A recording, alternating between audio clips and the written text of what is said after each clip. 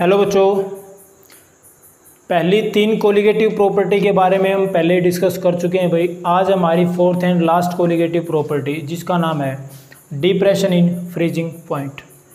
Depression in freezing point पढ़ें उससे पहले हमें पता होना चाहिए कि फ्रीजिंग पॉइंट होता क्या है। बच्चों, फ्रीजिंग पॉइंट का मतलब क्या है? वैसे तो हम पढ़ते आ रहे हैं कि एक वो टेम्परेचर जिसके ऊपर कोई भी लिक्विड है वो सॉलिड के अंदर कन्वर्ट होना स्टार्ट हो जाए, वो टेम्परेचर कहलाता है आपका फ्रीजिंग पॉइंट। लेकिन यहाँ इसकी कुछ डेफिनेशन है वो चेंज होने वाली है भाई। इसकी एक्चुअल डेफिनेशन क्या रहेगी?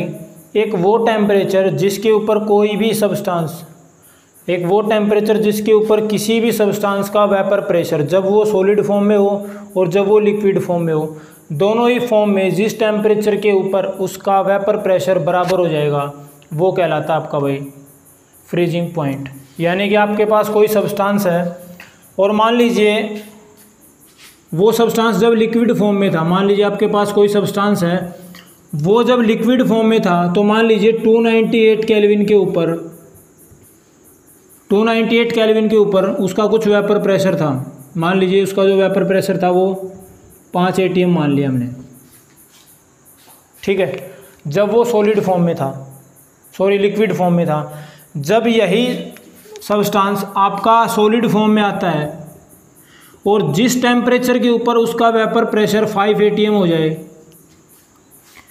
वो टेम्परेचर कहलाएगा फ्रीजिंग पॉइंट। क्या बताया है? कोई भी सब्सटेंस है, उस सब्सटेंस का वेपर प्रेशर जब वो लिक्विड फॉर्म में है तब और जब वो सॉलिड फॉर्म में है तब, दोनों ही केसेस के अंदर जब उसका वेपर प्रेशर इक्वल हो जाए वो टेम्परेचर, वो पॉइंट कहलाएगा आपका फ्रीजिंग पॉइंट। तो the temperature at which vapour pressure of a substance in liquid state, जब वो सब्सटेंस लिक्विड स्टेट में है उस टाइम पे उसका जो वेपर प्रेशर होगा वो किसके इक्वल हो जाए? Becomes equal to the vapour pressure of that substance in solid form या सॉलिड स्टेट। जब लिक्विड फॉर्म में उसका कुछ वेपर प्रेशर था और वो वेपर प्रेशर उसका इक्वल हो जाए कब? जब वो सब्सटेंस सॉलिड फॉर्म में आ जाए। दोनों ही केसेस में जब उसका वेपर प्रेशर बराबर आ जाएगा उस टेम्परेचर को बोलते हैं आपका भाई फ्रीजिंग पॉइंट। अब फ्रीजिंग पॉइंट जो है हम पहले भी डिस्कस कर चुके हैं कि कोई भी सब्सटेंस, जब तक हमने प्योर सॉल्वेंट ले रखा था उसका वेपर प्रेशर ज़्यादा था, जब हमने किसी भी सॉल्यूशन के अंदर नॉन वोलेटाइल सोल्यूट ऐड कर दिया तो सोल्यूट के वेपर्स नहीं बने, इस कारण से क्या हो गया? वेपर प्रेशर डिक्रीज हो गया। अब यहाँ इस केस में क्या होगा? वेपर प्रेशर डिक्रीज हो गया, यहाँ तक तो हमने कर लिया। अब क्या होगा? यहाँ पे टेम्परेचर धीरे धीरे कम करेंगे भाई। क्या होगा कि मान लीजिए ये हमने ले लिया एक प्योर सॉल्वेंट, ये जो कर्व है, ये जो ग्राफ आपका, ये किसको शो कर रहा है भाई? एक प्योर सॉल्वेंट को। और यहाँ जैसे जैसे आप टेम्परेचर कम करते जा रहे हो, यानी जैसे जैसे कूलिंग होगी वैसे वैसे ये जो लिक्विड, क्योंकि सॉल्वेंट ले रखे हैं हमने, सॉल्वेंट किस फॉर्म में? यहाँ पे लिक्विड फॉर्म में है भाई, ध्यान रखना। यहाँ पे किस फॉर्म में है? लिक्विड फॉर्म में। तो जैसे जैसे टेम्परेचर कम होता जाएगा वैसे वैसे ये जो इसका जो वेपर प्रेशर होगा वो भी कम होता जाएगा भाई। टेम्परेचर कम करेंगे तो वेपर प्रेशर भी कम होगा, सीधी सी बात है। क्या देखते हैं? जैसे जैसे हमने टेम्परेचर डिक्रीज किया वैसे वैसे वेपर प्रेशर इसका डिक्रीज होना स्टार्ट हो जाएगा। इस पॉइंट के ऊपर आके ये हमने ग्राफ ले लिया, यानी जो पी और क्यू कर्व आपका, ये है आपका प्योर सॉल्वेंट के वेपर प्रेशर का ग्राफ, और आर और एस हमने लिया है ये आपका सॉल्यूशन के वेपर प्रेशर का ग्राफ, ठीक है। अब ये हमने ले लिया एक सॉलिड का, ये जो आपका यहाँ नाम दे देना इसका टी तो यहाँ दे रखे हैं, यू दे देना, यू और क्यू। ये जो हमने लिया है ये आपका, ये जो सॉल्वेंट था जब ये सॉलिड के अंदर कन्वर्ट होना स्टार्ट हो गया, जैसे जैसे धीरे धीरे कूलिंग करते जाएंगे वैसे वैसे लिक्विड होगा वो किस में कन्वर्ट होता जाएगा? सॉलिड में। तो ये आ गया जब वो सॉलिड फॉर्म में था उसका ग्राफ, तीनों के तीनों कर्व आ गए। अब क्या होगा? धीरे धीरे टेम्परेचर है वो डिक्रीज होता जा रहा है इसका। किसकी बात कर रहे हैं? पहले प्योर सॉल्वेंट की बात कर रहे हैं। प्योर सॉल्वेंट का टेम्परेचर जब हम ठंडा करते जाएंगे टेम्परेचर कम होता जाएगा, टेम्परेचर कम होगा, एक पॉइंट ऐसा आएगा, वो पॉइंट हमने ले लिया Q। इस पॉइंट के ऊपर आके इस सॉल्वेंट का, जब ये लिक्विड फॉर्म में था तो इसका वेपर प्रेशर, और जब ये सॉलिड फॉर्म में तो इसका वेपर, यहाँ इस पॉइंट के ऊपर आने के बाद इसका वेपर प्रेशर दोनों ही स्टेट में क्या हो जाता है भाई? इक्वल। समझने वाली बात है। टेम्परेचर डिक्रीज कर रहे हैं तो वेपर प्रेशर डिक्रीज होगा। इस पॉइंट के ऊपर आके जैसे हम क्यू पॉइंट पे पहुँचे, यहाँ पे हमें लिक्विड से सॉलिड बनना स्टार्ट हो गया यहाँ पे। तो यहाँ पे कुछ सॉलिड के क्रिस्टल हमें दिखाई देने स्टार्ट हो गए।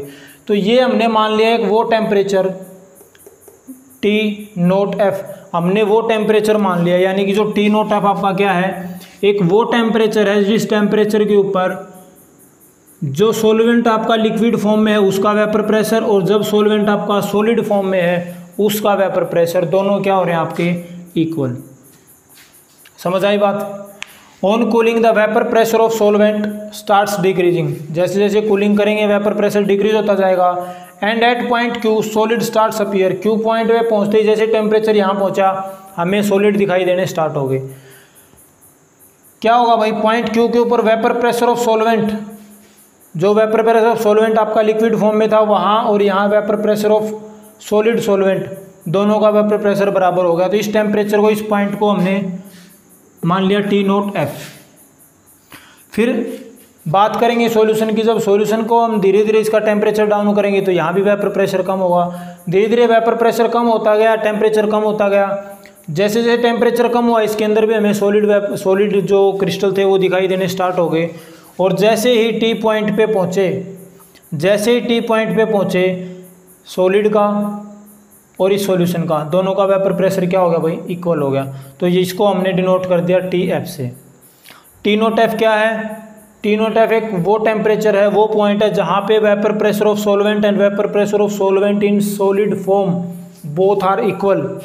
और जो TF था आपका वो क्या था भाई, the temperature at which vapour pressure of the solution and the vapour pressure of solution in solid form becomes equal, दोनों यहाँ पे इक्वल हो गए। अब यहाँ जो चेंज इन टेम्परेचर हुआ है, चेंज इन टेम्परेचर वो हमने क्या ले लिया, डेल्टा TF। और ये जो डेल्टा TF है, कितना चेंज हुआ टेम्परेचर के अंदर, T0F, यानी सॉल्यूशन और सॉल्वेंट और सॉल्यूशन के टेम्परेचर का जो डिफरेंस होगा ये कहलाएगा आपका डेल्टा TF।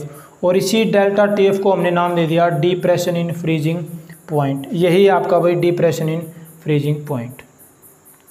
तो एक बार फिर रिवाइज करवा देता हूँ भाई, क्या है फ्रीजिंग पॉइंट, एक वो टेम्परेचर है जिस टेम्परेचर के ऊपर किसी भी सब्सटेंस का सॉलिड फॉर्म में और लिक्विड फॉर्म में वेपर प्रेशर इक्वल हो जाए, वो कहलाएगा आपका फ्रीजिंग पॉइंट। अब डिप्रेशन इन फ्रीजिंग पॉइंट का मतलब क्या है कि जब हम किसी सॉल्यूशन के बारे में पढ़ रहे थे तो सॉल्यूशन जब प्योर सॉल्वेंट ले रखा था तब तक तो वेपर प्रेशर ज़्यादा था उसका, लेकिन जैसे ही उसके अंदर हमने नॉन वोलेटाइल सोल्यूट ऐड किया उसका वेपर प्रेशर धीरे धीरे कम होना स्टार्ट हो गया। यहाँ हम दो कर्व ले रहे हैं, एक प्योर सॉल्वेंट का और दूसरा आपका सॉल्यूशन का। अब धीरे धीरे जब कूलिंग करते जाएंगे, जैसे जैसे कूलिंग होगी वैसे वैसे जो सॉल्वेंट है वो फ्रीज होना स्टार्ट हो जाएगा। और जैसे ही हम इस टेम्परेचर पे पहुँचे, इस पॉइंट पे पहुँचे, यहाँ पे जो सॉल्वेंट था वो आपका सॉलिड के अंदर कन्वर्ट होना स्टार्ट हो गया। तो इस टेम्परेचर को हमने डिनोट कर लिया T0F से। फिर जो सॉल्यूशन की बात करें तो सॉल्यूशन का जैसे जैसे टेम्परेचर कम करते जाएंगे वैसे वैसे वेपर प्रेशर कम, और जैसे जैसे टेम्परेचर कम करते गए सॉल्यूशन के अंदर भी हमें छोटे छोटे सॉलिड के क्रिस्टल दिखाई देने स्टार्ट हो गए। और पॉइंट T के ऊपर पहुँचे, यानी कि TF जो टेम्परेचर था, इस टेम्परेचर पे पहुँचे तो सॉल्यूशन का और सॉलिड का, यानी जब सॉल्यूशन आपका लिक्विड फॉर्म में था तब और सॉल्यूशन जब आपका सॉलिड फॉर्म में था तब, दोनों के केसेस में यहाँ पे टेम्परेचर क्या होगा भाई, इक्वल हो गया। टेम्परेचर नहीं सॉरी वेपर प्रेशर इक्वल हो गया दोनों का। तो इसको हमने TF से ले लिया। अब ये जो डिफरेंस आया टेम्परेचर के अंदर, इसको हमने ले लिया डेल्टा TF। और ये डेल्टा TF क्या होता है आपका T0F माइनस TF, और यही कहलाता है आपका डिप्रेशन इन फ्रीजिंग पॉइंट। तो यहाँ तक एक स्क्रीनशॉट ले लो, उसके बाद आगे चलते हैं।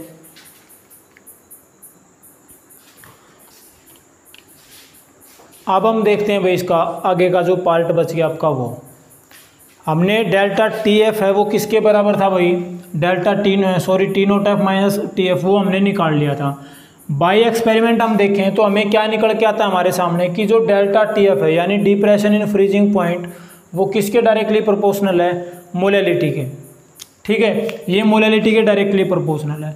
जब इस प्रोपोर्शनलिटी कांस्टेंट को हटाएंगे तो यहाँ पे एक कांस्टेंट आएगा, नाम क्या होगा भाई, मोलल डिप्रेशन कांस्टेंट, या इसका दूसरा नाम होता है भाई क्रायोस्कोपिक कांस्टेंट। ठीक है, या इसको बोल देते हैं भाई molal depression constant. Delta TF किसके बराबर है, KF मल्टीप्लाई बाई मोलैलिटी। तो एक तो ये रिलेशन याद रखना भाई, कई बार जब न्यूमेरिकल करेंगे तो वहाँ पे ये रिलेशन काम आएगा। दूसरा, अगर हमें यहाँ से डिफाइन करना है, कई बार पूछ लेते हैं 1 नंबर में कि मोलल डिप्रेशन कांस्टेंट होता क्या, इसको डिफाइन करो। तो देखो कोई ज़्यादा दिक्कत वाली बात नहीं है, यहाँ से मोलल डिप्रेशन कांस्टेंट को अलग रख लो, m को उठा के इस साइड लेके जाओ। KF किसके बराबर रहेगा, delta TF divide by m। अगर हम मोलैलिटी को 1 ले लें, if the molality of the solution becomes unity, अगर हम इसको 1 ले लें, मोलैलिटी को अगर हम 1 ले लें तो KF किसके बराबर आ जाएगा, डेल्टा TF के। यानी क्या होगा, मोलल एलिवेशन ही है, molal depression constant becomes equal to depression in freezing point when the molality of the solution taken to be unity. जब मोलैलिटी को 1 ले लेते हैं तब आपका जो क्रायोस्कोपिक कांस्टेंट या इसको बोले मोलल डिप्रेशन कांस्टेंट, वो किसके इक्वल आ जाएगा भाई, डिप्रेशन इन फ्रीजिंग पॉइंट के। ठीक है, यहाँ तक आ गया समझ। अब अगर एक फार्मूला तो ये काम आएगा, दूसरा अगर आपको मास ऑफ सोल्यूट निकालना पड़ जाए, मोलर मास निकालना पड़ जाए कि किसी भी सॉल्यूशन के अंदर हमने कितना सोल्यूट ऐड किया, तब जाके हमारे पास जो डिप्रेशन इन फ्रीजिंग पॉइंट था वो ये आ गया। तो आपको अगर मोलर मास की कैलकुलेशन करनी तो उसका तरीका क्या है, हम पहले भी कर चुके हैं कि W1 है वो आपका गिवन मास होगा सोल्वेंट का, W2 होगा वो गिवन मास होगा सोल्यूट का, M2 होगा वो मोलर मास होगा सोल्यूट का, और अगर हम M1 यहाँ ले, वैसे इसकी ज़रूरत नहीं पड़ेगी, अगर हम M1 लेंगे तो वो होगा आपका मोलर मास ऑफ द सोल्वेंट। अब यहाँ से देखो मोलैलिटी निकालनी, मोलैलिटी होती क्या है भाई, number of moles of solute dissolved in 1 kg of water या 1 kg ऑफ सोल्वेंट। 1 किलोग्राम सोल्वेंट के अंदर कितने नंबर ऑफ मोल्स सोल्यूट के ऐड किए गए, वो कहलाते हैं आपकी मोलैलिटी। तो मोलैलिटी अगर हमें निकालनी तो वो हो गया आपकी number of moles of solute dissolved by mass of the सोल्वेंट, और सोल्वेंट का मास किस में होना चाहिए, किलोग्राम में। नंबर ऑफ मोल्स कैसे निकलेंगे, given mass divide by molar mass, उसको डिवाइड करेंगे मास ऑफ सोल्वेंट। मास ऑफ सोल्वेंट कितना ले रखे हैं हमने, W1, लेकिन ये ग्राम में है, ये ग्राम में है तो किस में कन्वर्ट करेंगे, किलोग्राम में। डिवाइड कर दिया इसको 1000 से। गिवन मास कितना दे रखे हैं भाई, given mass W2, molar mass कितना है M2, W2 by M2। W1 आपका ये और ये 1000 ऊपर जाके, यहाँ से 1000 कहाँ चला जाएगा ऊपर। ये इक्वेशन 2 आ गई, ये इक्वेशन थी आपकी 1। इक्वेशन 2 किसकी वैल्यू आई है, M की, यहाँ से M की वैल्यू उठा के यहाँ रख दो। डेल्टा TF किसके बराबर आएगा, KF मल्टीप्लाई बाई M की जगह क्या रख देंगे, वो वाली वैल्यू सारी की सारी। निकालना क्या, molar mass of the solute, solute का मोलर मास निकालना, यानी कि हमें निकालना है M2। M2 किसके बराबर हो जाएगा, M2 यहाँ जाएगा, डेल्टा TF यहाँ चला जाएगा। ये आएगा भाई आपका डिप्रेशन इन फ्रीजिंग पॉइंट और उसकी कुछ कैलकुलेशन। अगर इसकी यूनिट पूछी जाए, मोलर डिप्रेशन कांस्टेंट की यूनिट पूछी जाए, तो यहाँ से यूनिट निकलाएगी। टेम्परेचर को किस में नापेंगे, केल्विन में। मोलैलिटी को किस में नापते हैं भाई, मोलैलिटी क्या होती है, मोल पर केजी होती है। अब मोल पर केजी, यहाँ से देखो ये डिवाइड में था भाई नीचे, ये तो हो गया, इसकी तो लगा देंगे हम केल्विन, और इसकी क्या थी भाई, मोल पर केजी। तो ये केजी ऊपर नहीं चला जाएगा, ये केजी आ गया ऊपर, तो केल्विन किलोग्राम पर मोल आ जाएगा इसकी यूनिट। तो ये था आपका डिप्रेशन इन फ्रीजिंग पॉइंट और उससे रिलेटेड कैलकुलेशन। अब एक न्यूमेरिकल करते हैं भाई इसके ऊपर बेस्ड, वो देखते हैं।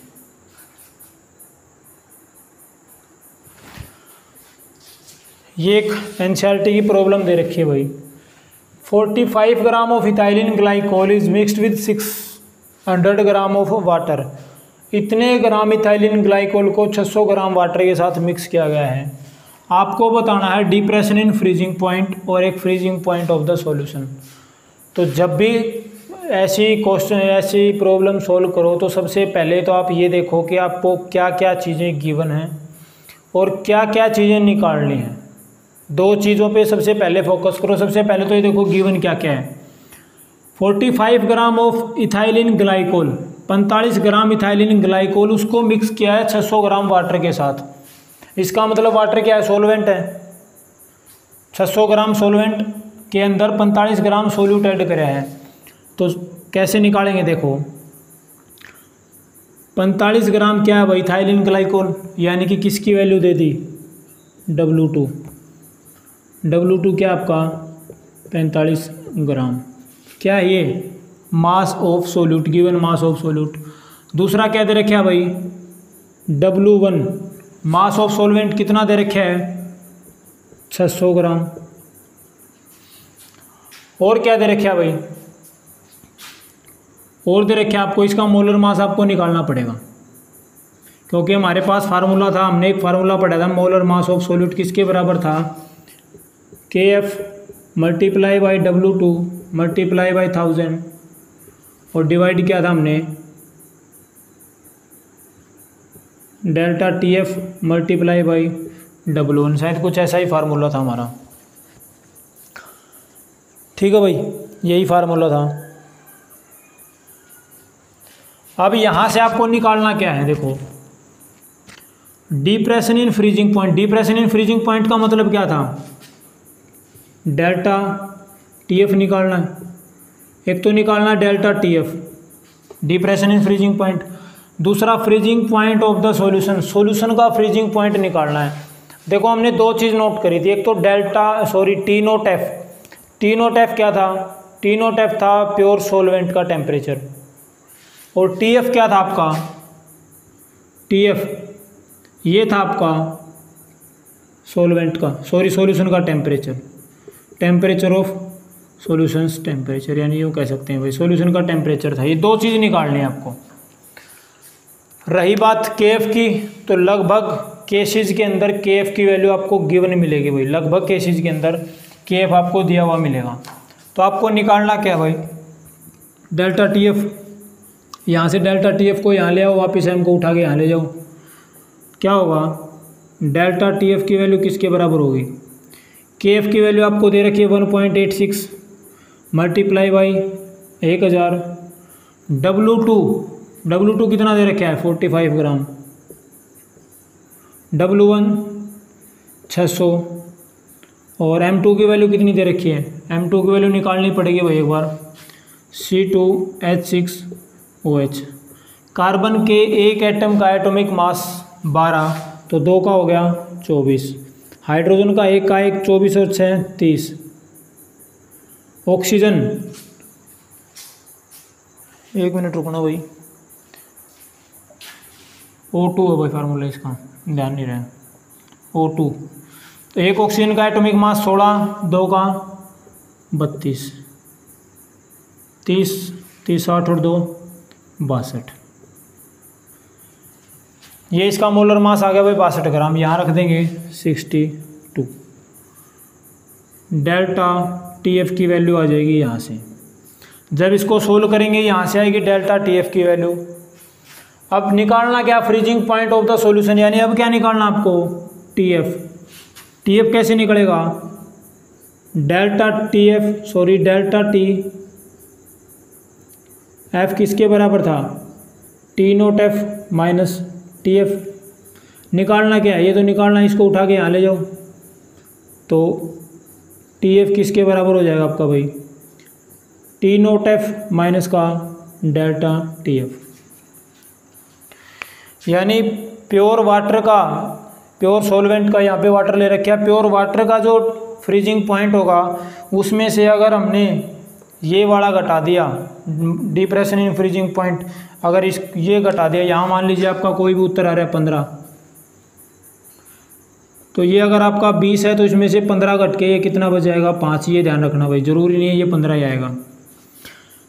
ये फिक्स आपका T नोट F, ये फिक्स है कि वाटर का जो फ्रीजिंग पॉइंट है वो लगभग 273, जिसको बोलते हैं 0 डिग्री सेल्सियस, 0 डिग्री सेल्सियस या 273 केल्विन पे पानी है वो आपका फ्रीज होना स्टार्ट हो जाता है। तो 273 में से जो यहाँ वैल्यू आएगी उसको घटा देंगे, वो आ जाए आपका freezing point of the solution. ठीक है भाई, तो ये था आपका डिप्रेशन इन फ्रीजिंग पॉइंट और उससे रिलेटेड कॉन्सेप्ट। आई होप कि अच्छे से समझ आ गया होगा। इसको नोट कर लेना और कोई प्रॉब्लम हो तो पूछ लेना। थैंक यू, टेक केयर और गुड नाइट।